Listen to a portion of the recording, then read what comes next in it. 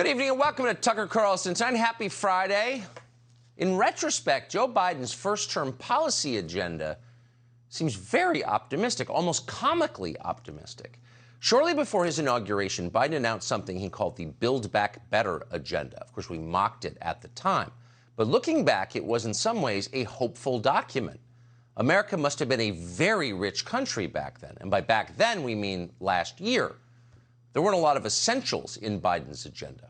The first three things that any normal nation needs and thinks about obsessively are food, water, and energy. That's the standard. In China, for example, every government policy, foreign and domestic, is designed above all to secure adequate reserves of food, water, and energy. And that makes sense. The Build Back Better agenda was the opposite of that. It did not suggest any concern at all about whether Americans might have enough to eat or could afford enough heating fuel to keep from freezing to death over the winter. Biden's agenda was focused on the kind of added extras you get to when you fixed everything else and then still have trillions left over. Build Back Better promised us something called environmental equity, whatever that is. It demanded amnesty for millions of illegal aliens because, at the time, the American economy seemed robust enough to share with the entire world. Universal health care for Honduras. Biden called for free solar panels for everybody and taxpayer-funded pre-K for all American parents, and so on and on. Build Back Better was the neoliberal version of flying cars. It was a dreamy Christmas list of luxuries that for a moment in time seemed almost within reach. A lot has changed. Nobody's talking about flying cars anymore. Here's Joe Biden from yesterday. With regard to food shortage, yes, we did talk about food shortages. And it's going to be real. The price of these sanctions is not just imposed upon Russia. It's imposed upon an awful lot of countries as well, including European countries and our country as well.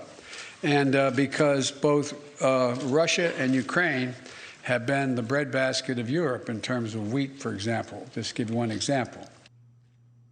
Food shortages, Biden said, quote, they're going to be real. Once again, in case you missed it, to repeat, food shortages, not in Sudan, in Cincinnati, in Reno, in Spokane, and Norfolk, and of course in our big cities too, where not a single person who was born here has any idea what a food shortage is.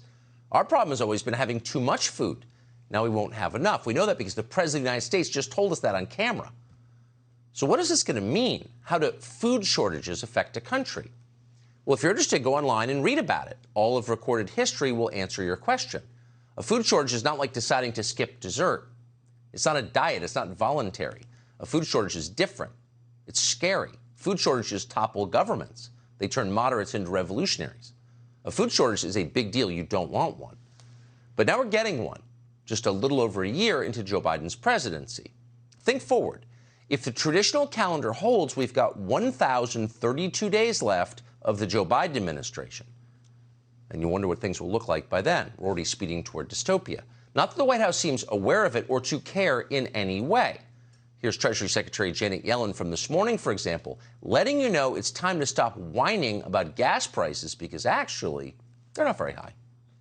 How high do you think oil prices can get at the pump? Listen, there's a lot of uncertainty about it.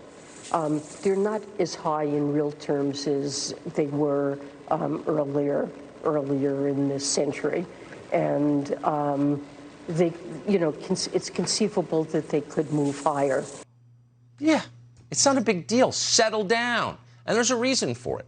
As Joe Biden explained, you're paying more for gas because we have slapped sanctions on Russia, and sanctioning Russia is the right thing to do. So shut up and feel virtuous as you slowly go broke.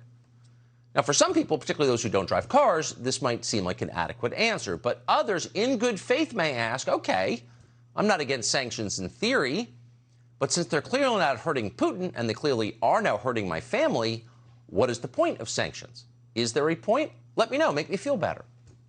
And the answer is, yes, America, there's a point to sanctions. Sanctions are designed to prevent Russia from invading Ukraine. We know that because not so long ago, Tony Blinken, the Secretary of State, told CNN that, quote, the purpose of the sanctions in the first instance is to try to deter Russia from going to war. And then Jen Psaki, the president's publicist, backed him up. Quote, our intention is to have a deterrent effect with sanctions. Kamala Harris agreed. The difference, she said, the deterrent effect of these sanctions is still a meaningful one. So sanctions work, except they didn't actually work. Putin invaded Ukraine anyway. The sanctions failed. So what's the response? Admit they failed, try something new? No. Joe Biden is pretending that the administration never claimed sanctions would deter Russia from invading Ukraine. Here's the new line. Let's get something straight. You remember, if you covered me from the very beginning, I did not say that, in fact, the sanctions would deter him. Sanctions never deter. You keep talking about that. Sanctions never deter. The maintenance of sanctions, the increasing the pain, and the demonstration why I asked for this NATO meeting today is to be sure that after a month we will sustain what we're doing, not just next month, the following month, but for the remainder of this entire year. That's what will stop him. What does that even mean? Sanctions never deter. Why do you keep saying that? He said, well, because you kept saying that. Your White House press secretary, your vice president, your secretary of state all said that verbatim. But they're not acknowledging that, hoping that our memories have been so damaged by the iPhone we'll be as forgetful as Joe Biden himself.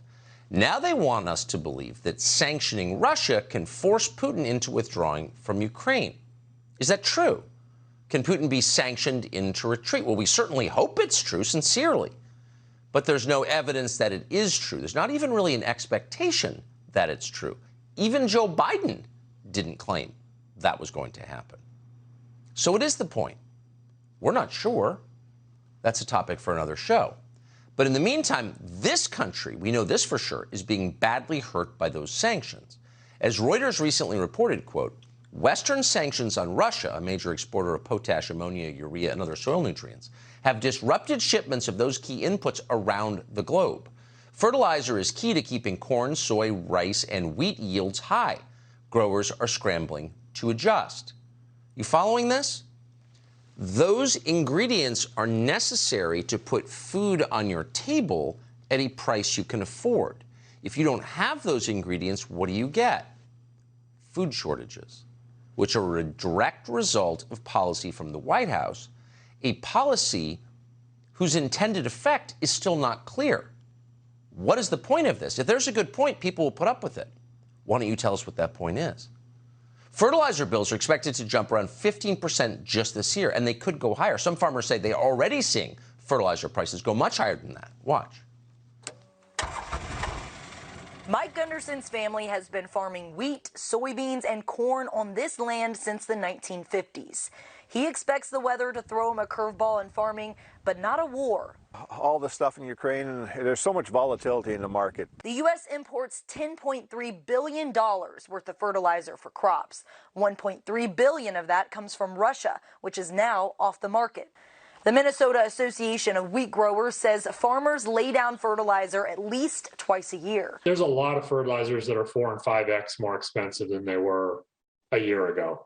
Fertilizer has drastically outpaced the rate of inflation. Russia's ban on fertilizer is scheduled to last until the end of the year. And while supply is already tight this year, it's the future many are worried about.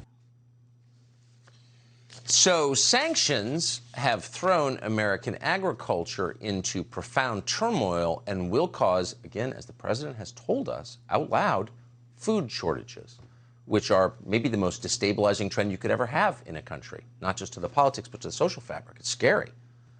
But it's not just sanctions. There are a lot of reasons. It's not just the war in Ukraine. In response to energy and food shortages, the Biden administration is shutting down domestic oil and gas production. That makes food more expensive. It makes everything else more expensive. And as the pressure on American farmers rises and as food becomes scarcer and more expensive in this country, that same administration is allowing the government of China to buy up this country's farmland. According to Politico, and this was 2 years ago, Chinese investors own nearly 200,000 acres of U.S. ag land valued at least $2 billion. Now, they're doing this in part with the help of subsidies paid for by U.S. taxpayers. And Chinese investors are continuing to buy more every single year. Again, food, water, energy. That's what you need for a country. The Chinese understand that. As Congressman Dan Newhouse put it, quote, the current trend in the United States is leading us toward the creation of a Chinese-owned agricultural land monopoly in our country, the most productive farmland in the world, now owned by what we used to call our main global rival, and I think we can now say with the realignment in progress is our main global enemy, owned by a country that seeks to displace us and punish us. It's insane. Would the Chinese government permit American investors to buy its country's farmland or water resources? That's not even a real question. Of course not. No sane country would do that. And no foreign entity should be allowed to control America's critical natural resources. So how long till the Chinese start scooping up the Great Lakes, which are our largest reservoirs of fresh water? Food, water, energy. Don't laugh. That's where we're headed. And it could happen much sooner than anyone seems to realize. Fishing companies are paying such high costs, they're running out of business. Here's another Fox Multimedia report. Watch. Gas prices are jacking up the cost of boat rentals and charters, leaving captains like Cody Kinney with two choices: cancel charters that are not profitable or increase ticket prices. The increases are not just hitting the tourism industry. From our boats that go out fishing to our trucks that deliver the product, everything that we use to run our business, we see at least a 35% increase. Nello Casarino runs Galveston Shrimp Company. He says passing those prices on to the consumer is not a reliable option. Because the consumer at some point will stop buying it. It turns into a ripple effect where the plants have to lay off employees, trucks stop moving. Mm-hmm. All part of our food supply now imperiled through a remarkable combination of negligence and terrible decision-making. Not just by this administration, by previous administrations, but brought to the point of crisis by Joe Biden. And by the way, it's not just a question of what it costs to fuel a commercial fishing fleet. The oceans themselves are being depleted of fish, entire species, by the Chinese government. You hear a lot about the environment and saving the planet, by which they mean don't drive an SUV. But the actual planet, its actual resources, its oceans, the most important resource the planet has. It's not about climate, it's about the oceans. And increasingly, they're polluted and bereft of fish. And China's doing that. We're not. And no one's saying a word about it. So instead of addressing any of these problems, our leaders are responding in the one way they know how. They're throwing more money at the problem and in the process devaluing the U.S. dollar that we're going to desperately need to stay solvent.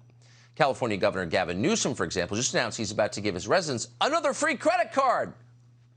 So today we're announcing a $9 billion tax refund to tens of millions of Californians, $400 for each registered vehicle that an individual owns, up to 2 vehicles. That direct relief will address the issue that we all are struggling to address, and that's the issue of gas prices.